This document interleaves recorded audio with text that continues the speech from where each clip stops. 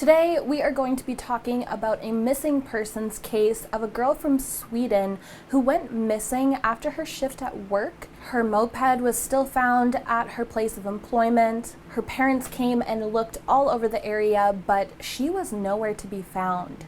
And this case actually has a weird YouTube element to it as well. But I will note that since this case took place in Sweden, a lot of the articles that I got information from were originally written in Swedish and then translated to English. So obviously there's going to be the possibility for some mix-ups in the translations, but I've tried my best to verify and cross-reference the information. So just bear that in mind as we begin.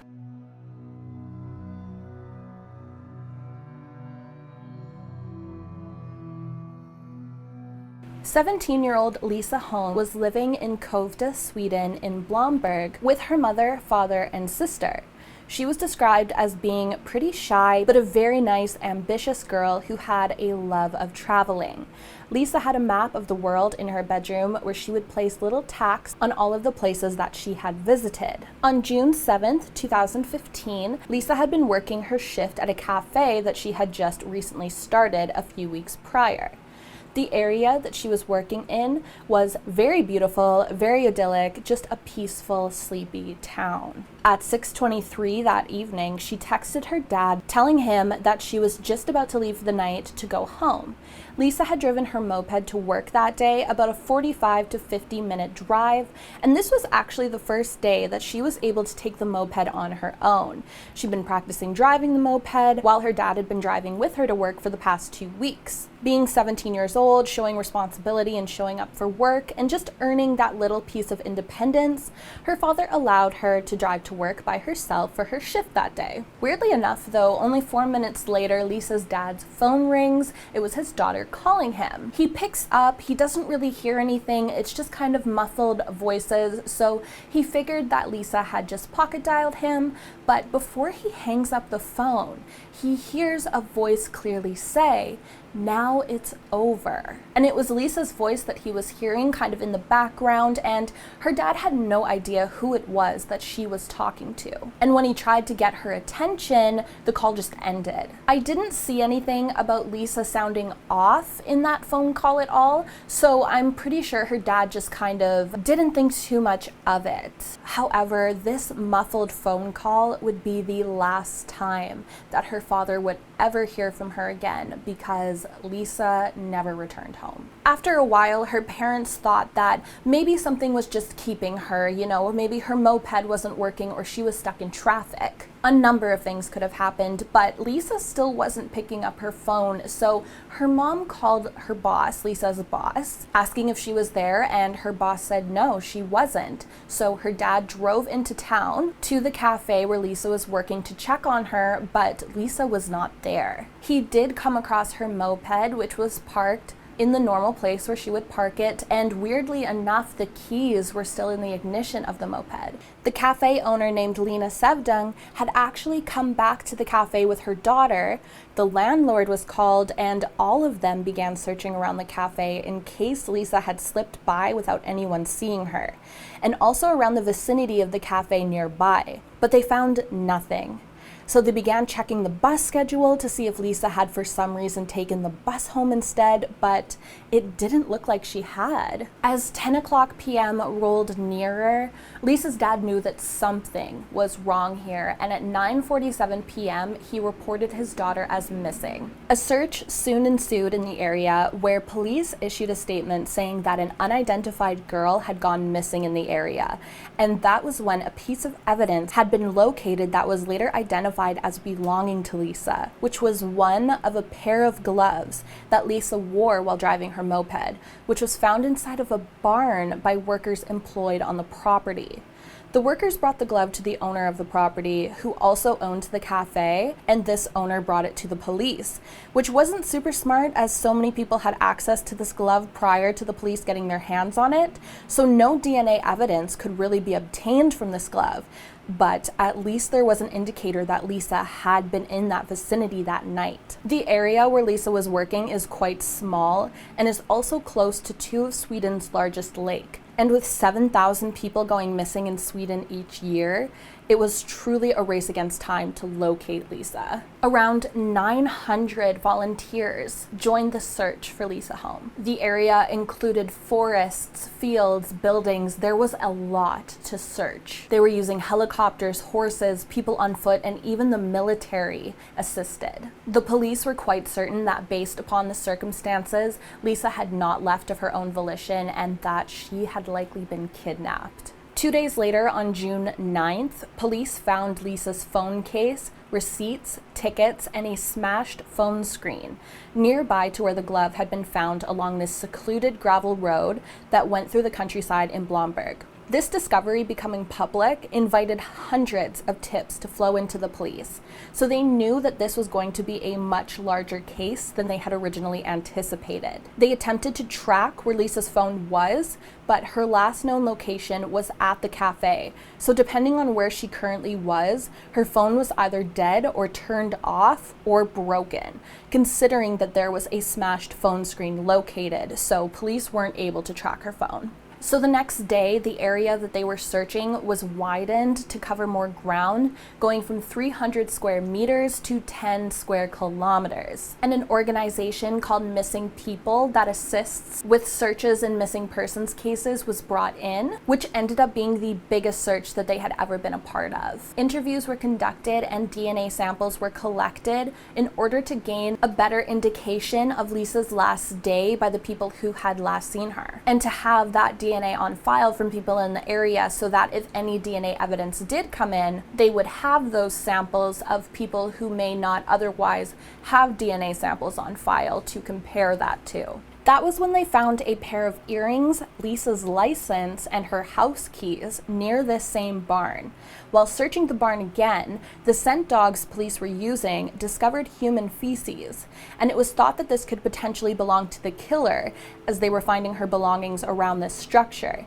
And in capturing and killing Lisa, the rush of doing so would likely be so high that the killer would have to defecate, which is actually not that uncommon. This does tend to happen here and there in certain cases. On the 12th, the Missing People organization were searching the Martorp farm, located a few kilometers from the cafe Lisa worked at. But weirdly enough, 2 people drove up in a car and told the organization that that area had already been searched. So the searchers became suspicious of that and told the police. And then later on that day, they located Lisa's jacket and helmet. So they were slowly finding Lisa's belongings, and the more they found, the scarier it became. Their fears were finally confirmed later that night when police swarmed a building on the Martorp property with scent dogs after they had tracked Lisa's scent, eventually leading to her body, which was located inside of a clothing cabinet inside of a work shed. This cabinet was ridiculously small, 24 centimeters by 158 centimeters, and so her body would have essentially been stuffed inside of that cabinet, and it was determined that she had been placed inside of this cabinet after she was already dead. Lisa's body was identified by her parents, and it was determined that Lisa had been killed either by strangulation or by hanging. It was identified that she had not been sexually assaulted, though there was tape found on her mouth and she was found partially unclothed. A memorial was held in Lisa's hometown on June 14th, and it was clear how loved Lisa was. Her classmates were seen crying at the service, mourning the loss of their friend. Lisa's teachers and her friends spoke at the memorial, while others lit candles and laid flowers at the St. Helena Church. The priest described the memorial as being very atmospheric. People were very sad, so many young people were there, but the community was thankful that her body had been found, providing at least a sense of closure to such a senseless crime. Lisa's case even touched the hearts of the local police involved in her case, with a worker running the police's Facebook page noting that one particular officer had been seen shaking and crying, and the dog handler had been seen burying his face in the dog's fur when Lisa's body had been found. It actually didn't take too long for there to be arrests in this case. The gravel road where a lot of Lisa's personal belongings were found actually led up to somebody's house. 2 men and a woman were arrested, with 2 being Lithuanian immigrants and the other remaining unidentified. The 2 men were later identified as being brothers, and the woman was the older man, Nerisis's wife. And all 3 were working at the Martorp estate and lived in a house in between the Martorp farm and the town of Blomberg. But in the end, all eyes were on one man named Nerisis Bilavicius, a 35-year-old Lithuanian man who was a seasonal worker at the Martorp estate. I want to say that he was one of the people that tried to get the searchers to not be on the farm's property, but I couldn't confirm that from the sources that I found, but it would make sense if it was him, but I'm not entirely sure. After an interrogation, it was determined that he did not have an alibi for the night of Lisa's murder, but he did deny any involvement in the killing. That was until his blood was found on Lisa's jacket, her clothing, and a piece of rope. Traces of his semen were found in the room where Lisa's body was found, and it was determined that his semen was also found on the walls, the floor, and the lampshade of the slaughterhouse. Now, before we get into the trial and everything, I want to note a very bizarre potential connection to this case, and that is that YouTube may have predicted Lisa's death. Now, stay with me here, but 13 days before Lisa's disappearance on May 24th, a video surfaced on a YouTube channel titled Only with the Number 13. On this video, a timer counted down from a minute, and the name of the channel was called Lisa Holm. So unsurprisingly, this video went viral, with today over 1 million views.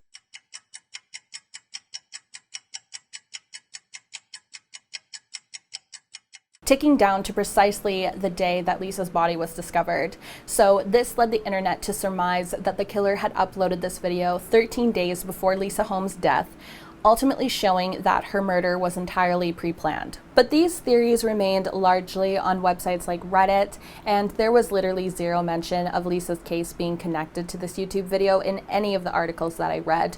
But this video was looked into by police, and it was determined that it had no connection to Lisa's murder, that the video was uploaded as a normal countdown video 13 days prior to her death coincidentally, and that the channel owner had caught wind of Lisa's disappearance, changing the channel name and the title of the video to correspond with Lisa's case. So as much as I love a good conspiracy, turns out that this was most likely just somebody's weird and disturbing idea of a joke. Nerisis's trial began in October of 2015, and the prosecution alleged that Nerisis had parked his car at the cafe, called Lisa over while she was starting her moped, that's why her keys were in the ignition, got her into his car, got her into the barn that was nearby to her work, killed her there, went back to get his car, tossed her body into the car, and drove back to the Martorp farm. A police report indicated that Lisa had been killed by having a rope tied around her neck, hanged from a ceiling pipe in the barn, and then her body was moved and stowed in a clothing cabinet in the nearby work shed. The defense, however, argued that the police were too quick in naming his client as the killer, as apparently Nerisis was the one who had originally found Lisa's glove, and that more so proves his innocence than it proves his guilt, because if he was guilty,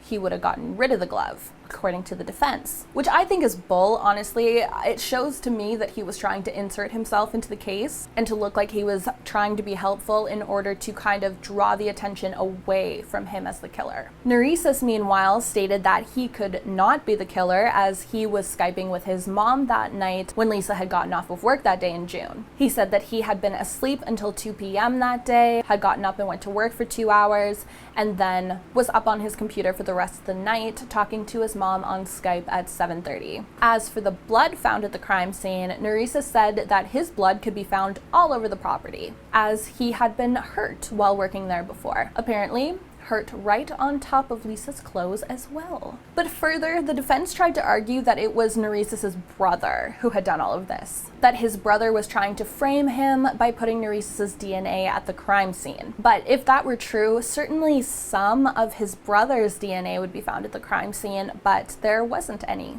But following that, Lisa's co-workers had testified that they had seen Nerisis and his brother kind of stalking around the vicinity of the cafe. And another woman had testified that she had seen Nerisis the day before Lisa's disappearance, claiming that Neresis had stopped her while she was out for a jog to ask directions. And when she was showing him the directions on her phone, he asked her to get into his car so that she could point out where he should go while he drove there, to which obviously freaked her out, and she got the fuck out of there. And during the entire trial, the Holm family sat face to face with their daughter's alleged killer, with Neresis apparently looking down at the floor the entire time, while Lisa's father stared directly at him for the duration of the trial. In addition, it was reported that during the trial, the court had actually driven out to the crime scene, with the family following in a police car, though they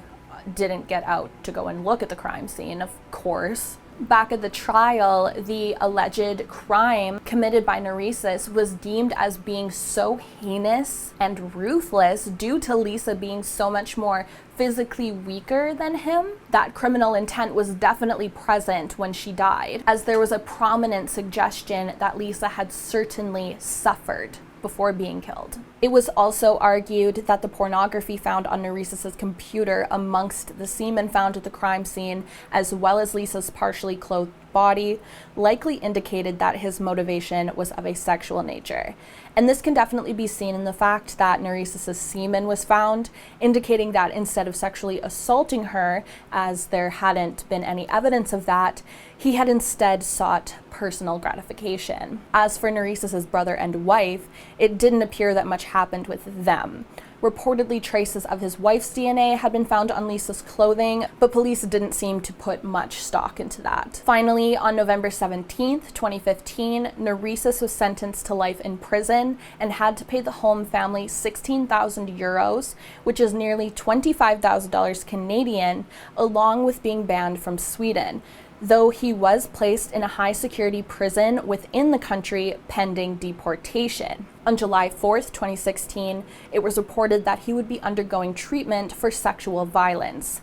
But that wasn't the end, as Neresis filed an appeal in 2016 stating that somebody else, his brother or wife, helped to commit the crime against Lisa Holm and helped to remove her body. However, on May 2nd, the appeal was denied and his life sentence was confirmed as being finalized. Then in June of 2017, his sentence ended up being reduced from life in prison to just 15 years in prison. And then on September 1st, 2017, Neresis was transferred to a Lithuanian prison. However, it was there that his sentence was increased back to life in prison once more. I think it's interesting that in some places on the internet, this case is popularized as having that YouTube conspiracy connection when really it doesn't have much to go off of. And it really goes to show that in some of these true crime cases, once a certain kind of theory that is a little off the beaten path is proposed, a lot of people on the internet are just going to run with it. But at the end of the day here, we have a case of a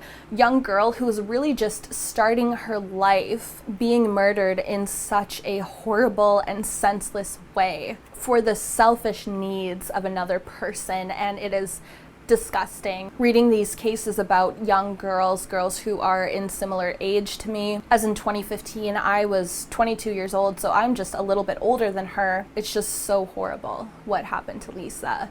But that is it for today's video. I hope you guys found it interesting. Please let me know of any opinions or theories that you have about this case. And if you are new to my channel, please be sure to give this video a like and subscribe if you've not already. And as always, thank you guys so much for watching, and I will see you in the next video. Bye.